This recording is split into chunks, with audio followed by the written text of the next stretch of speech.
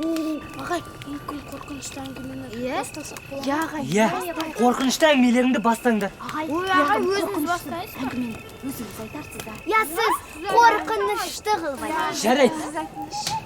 Бұл әңгімені маған атам айтып берген. Тез бастаңыз. Иә, баяғыда қараңғы бір жерде қап-қараңғы бір үй болыпты. Иә, сол қараңғы үйде бір қап-қара ата өмір сүріпті.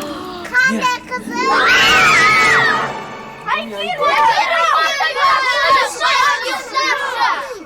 Я барда жоқта.